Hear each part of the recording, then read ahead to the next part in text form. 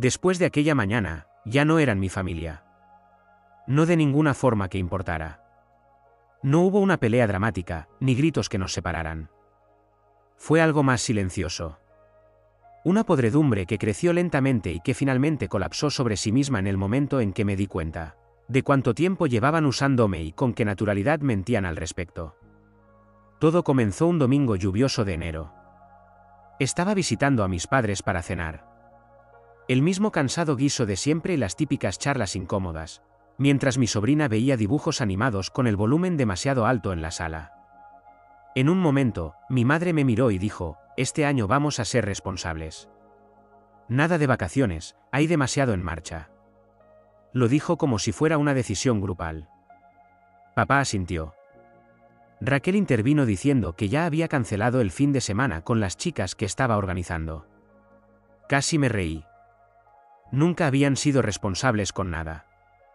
Especialmente Raquel.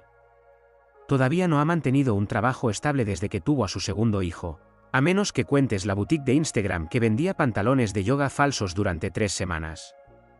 La mayoría de los días, dejaba a los niños con una vecina o una de sus amigas poco fiables para poder despejar su mente. Mientras tanto, mis padres actuaban como si ella estuviera haciendo lo mejor que podía, como si no estuviera dejando a un niño de 5 años y a un bebé en salones ajenos durante horas. Aún así, les creí. Nada de vacaciones. Me parecía perfecto. Llevaba los últimos 2 años cubriendo desde el tratamiento dental de mi padre hasta el alquiler de Raquel cuando le acabó el dinero del estímulo. Un año tranquilo sonaba como un milagro. 3 semanas después, estaba trabajando hasta tarde cuando mi teléfono vibró. Alerta de cargo. 6.247 euros con 63 céntimos. El estómago se me hundió antes incluso de abrirlo. El comerciante era algo llamado Ramón Tonio Travel en Rodas, Grecia.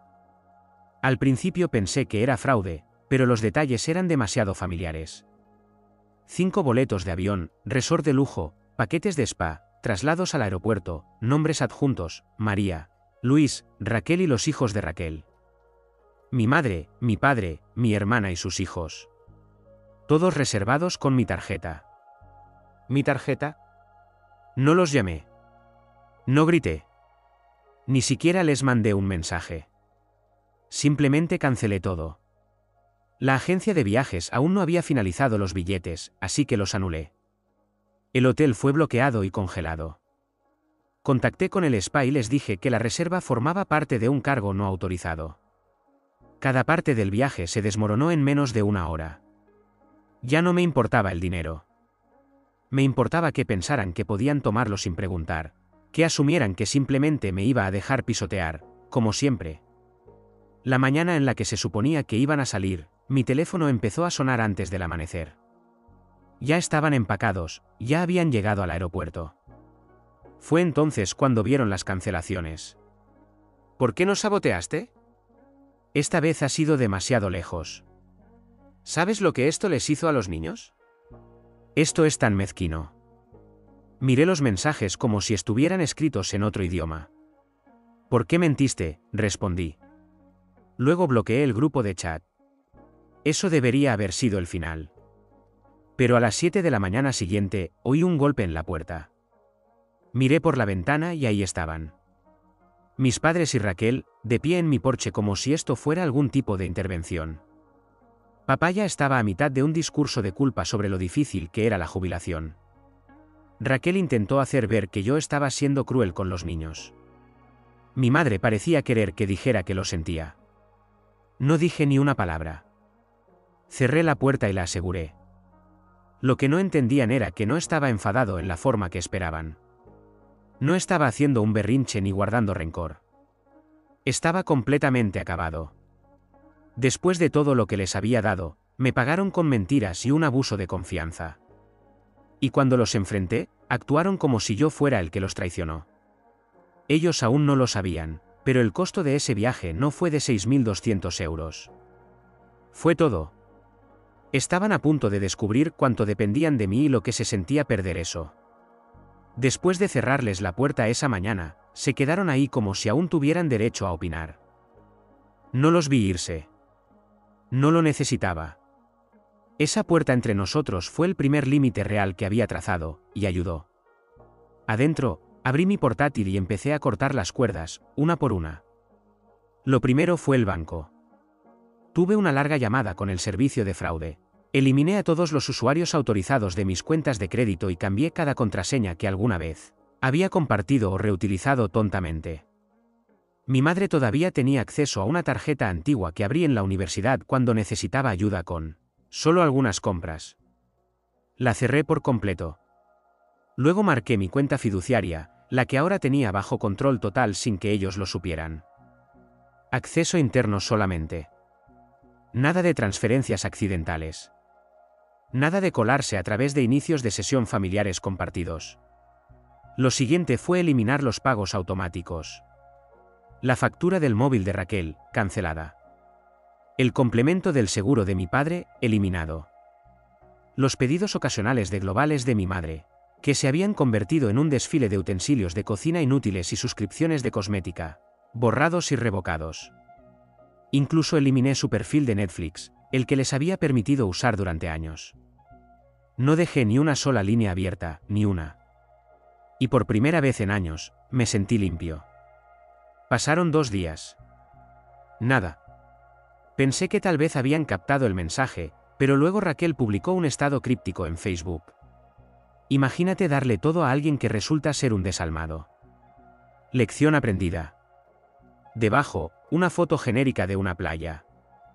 Probablemente Rodas. Mi madre comentó, algunas personas olvidan quién les dio de comer. No respondí. Ni ahí, ni en ningún lado. Pero seguí recibiendo mensajes. Primero desde un número nuevo de Raquel. Escribió, reaccionaste de forma exagerada. Fue solo un viaje. Solo queríamos algo para nosotros, por una vez. Y podrías haber dicho simplemente que no. No respondí. Más tarde esa noche, llegó otro mensaje. Los niños preguntan por qué el tío Álvaro los odia ahora. Ese me dolió más, pero aún así no respondí. Luego, el buzón de voz. Mi padre. Su voz era tranquila, como si estuviera probando una nueva táctica. Dijo que estaban cansados. Que la jubilación no era lo que pensaban. Que la vida era difícil y que pensaron que tal vez se merecían un pequeño respiro después de todo lo que habían pasado. No sabes lo que es no tener nada, dijo. Tú siempre lo tuviste fácil. Tuve que reír. ¿Fácil? Me pagué la universidad trabajando en 2 empleos. Rechacé vacaciones y me salté fines de semana para poder pagar sus deudas. Los vi fingir que estaban pasando por dificultades mientras aceptaban cada ayuda que les daba y aún así pedían más. No tenían ni idea de lo que era el sacrificio porque nunca habían tenido que hacer uno. Yo los hice todos por ellos. Al día siguiente, Raquel volvió a llamar. Sonaba desesperada. Su alquiler estaba vencido y el casero había pegado una notificación en su puerta. Me pidió ayuda, solo esta vez. Mitad del alquiler, quizás un poco más. Dijo que no tenía a dónde ir y que los niños tendrían que dormir en su coche. Le dije directamente, no puedo ayudarte. Se quedó callada, luego preguntó, ¿de verdad vas a hacerle esto a tu sobrina y sobrino? Le respondí, no, te lo estoy haciendo a ti. Y colgué. Esa noche, recibí otro golpe en la puerta. Esta vez era mi padre. Se le veía cansado, pero no de una forma que me hiciera sentir nada. No saludó. Solo me miró como si aún fuera él quien tenía el control aquí. ¿Crees que nos estás castigando?, dijo. Pero en realidad, solo te estás castigando a ti mismo. Te estás aislando. No dije ni una palabra. No lo necesitaba. Antes de irse, añadió, tú tampoco eres familia ya. Y me quedé allí, sin inmutarme mientras se alejaba. Lo que ninguno de ellos entendía, lo que nunca comprendieron, era que yo había estado sosteniendo a toda esta familia yo solo. Y ahora que me había apartado, estaban cayendo en picada. Que cayeran. No había terminado de ver hasta dónde tendrían que caer sin mí. El silencio duró 3 días. Luego todo empezó a desmoronarse de golpe. Raquel fue la primera. Supe de Raquel por un conocido en común, Un tipo con el que solía trabajar y que vivía en su mismo complejo de apartamentos. Me escribió de forma inesperada: oye, solo para que sepas. Vi a tu hermana gritando al casero en el aparcamiento. Estaban allí los policías. Se veía mal. No respondí. Más tarde esa noche, recibí un correo de Raquel. Ni siquiera se molestó en saludar. Solo la línea de asunto: nos estás arruinando. Dijo que ella y los niños estaban quedándose en el estudio de una amiga. Una amiga que, al parecer, no sabía lo que significaba tener a 2 niños menores de 10 años en un apartamento de 37 metros cuadrados. Dijo que estaba siendo cruel solo para demostrar un punto y que era solo dinero, solo dinero. Esa frase se me quedó grabada. A la mañana siguiente, mi madre llamó desde un número que no reconocí. Dejé que fuera al buzón de voz. No gritó. Lloró. Dijo que no podía creer que hubiera dejado que esto pasara. Que ella y papá iban atrasados con los servicios y tuvieron que pedir dinero prestado a la iglesia para pagar medicamentos. ¿Qué pasó con tu corazón?, preguntó. Lo que pasó fue simple. Me hicieron elegir entre seguir siendo parte de su mundo o ser finalmente libre. Y me elegí a mí. Al final de la semana, empecé a recibir llamadas de números desconocidos. Amigos lejanos de la familia, primos que no veía desde hacía años, de pronto querían saber de mí.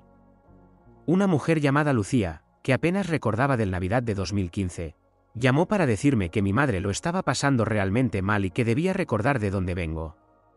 Colgué todas las llamadas. Pensé en bloquear más números, pero entonces me di cuenta de algo. No lo necesitaba. Quería que vieran que nada de lo que hacían funcionaba ya.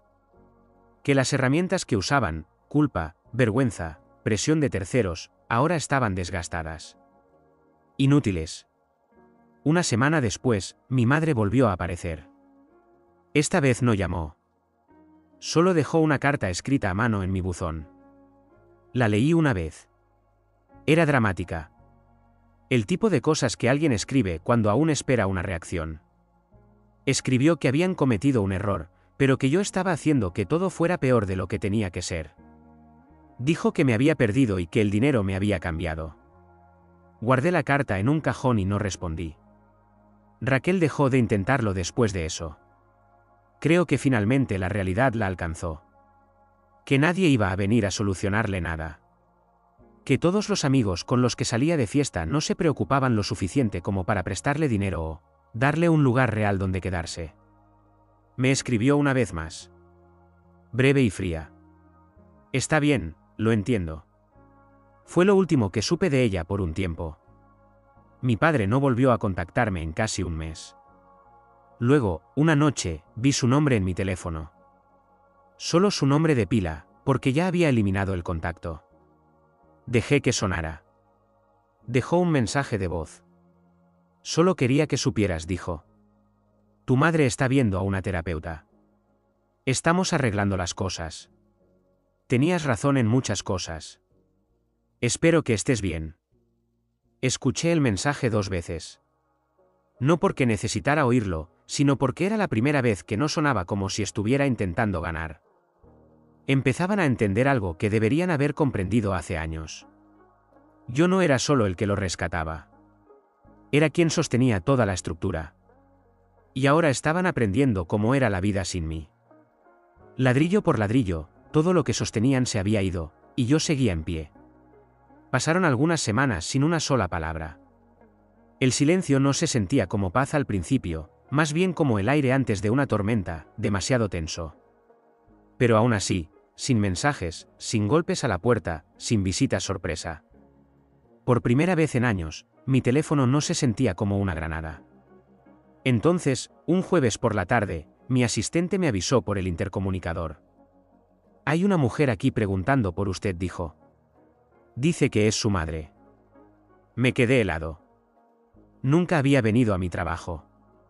Fui al vestíbulo y ahí estaba, de pie junto a una maceta, incómoda, intentando parecer tranquila con una chaqueta prestada y unos zapatos planos con los que claramente no estaba acostumbrada.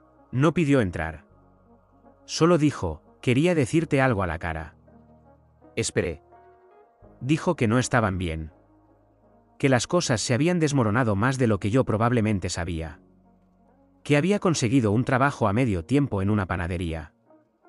Que Raquel también estaba trabajando. Que entendía por qué hice lo que hice.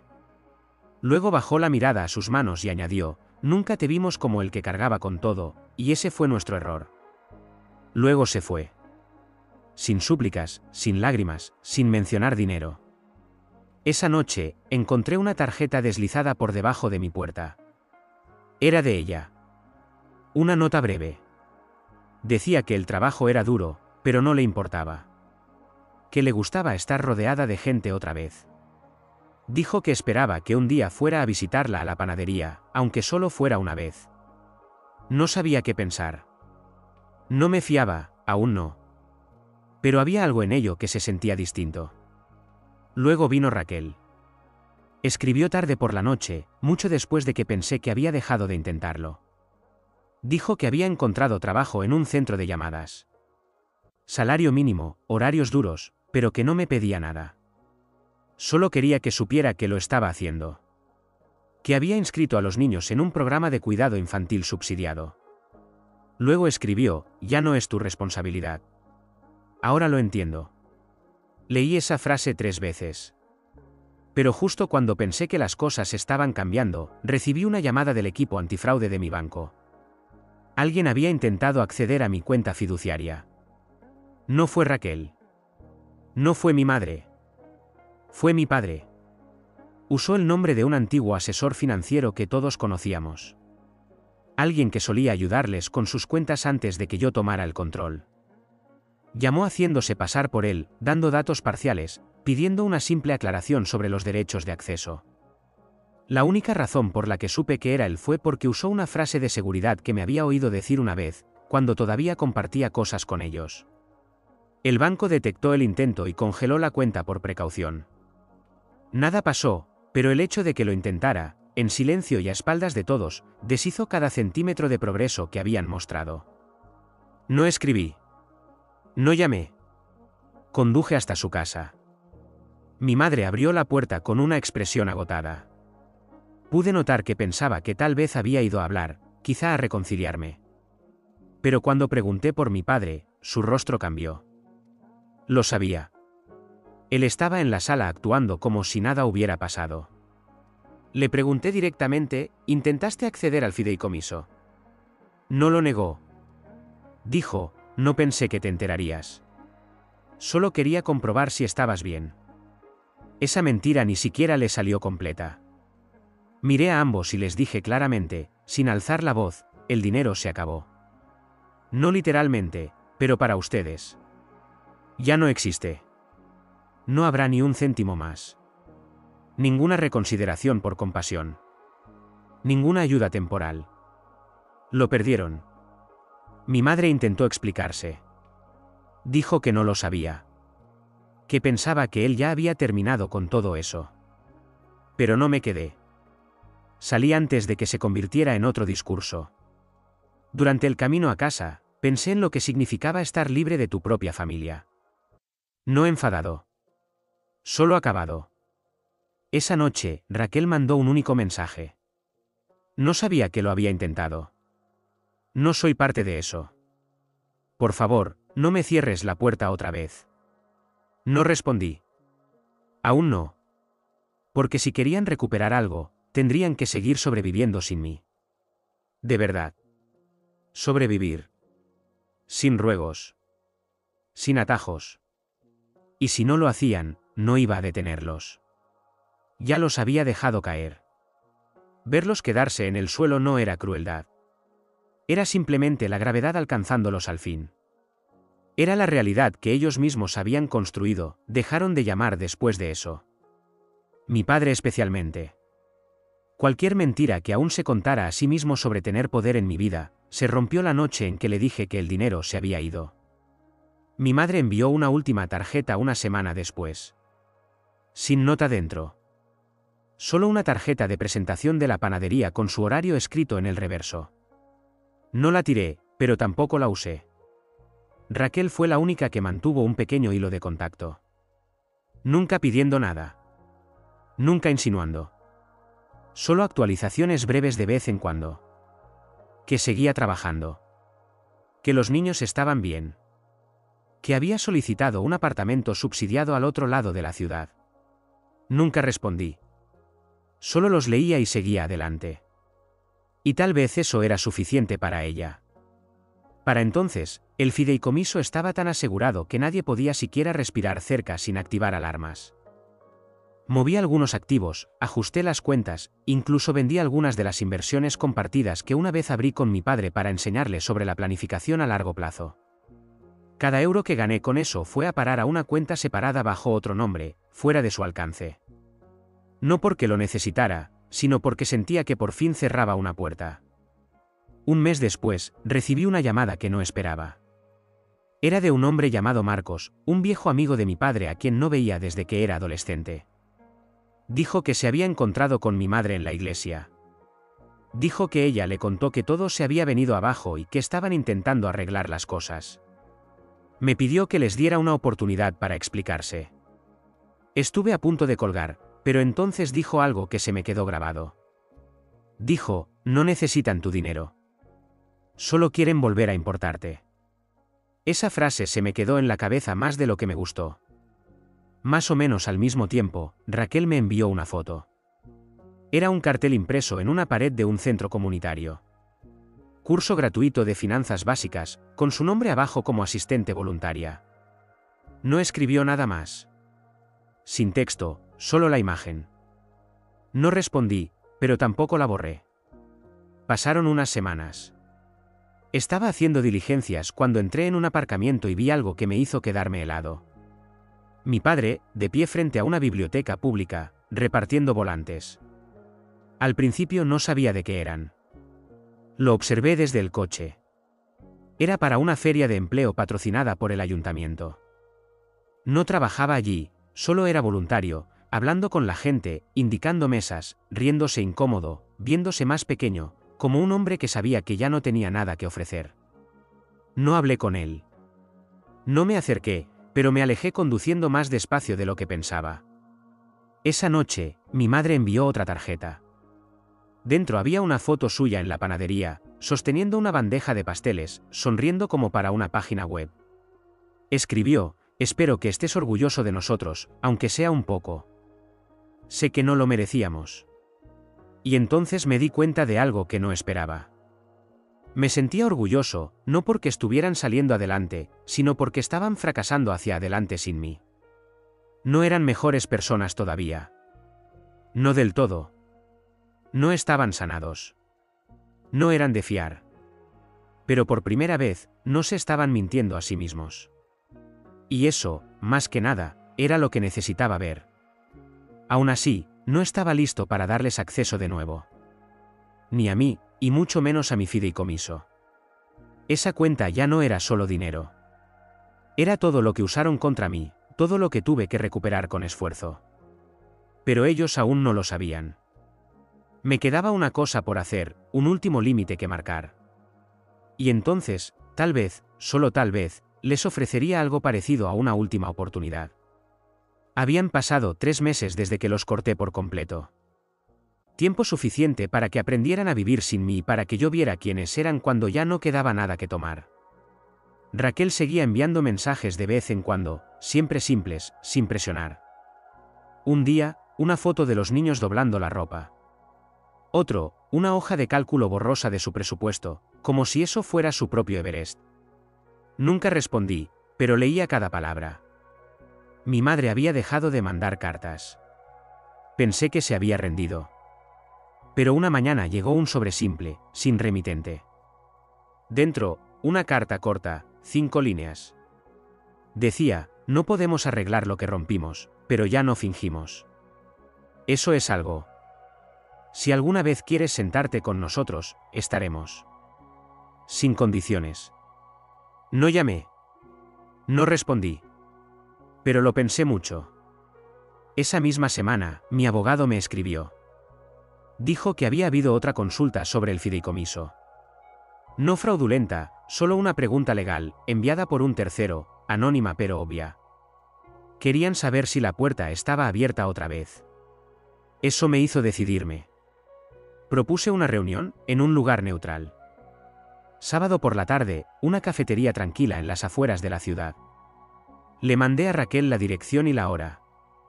Le dije que podía traer a los niños si quería, o no.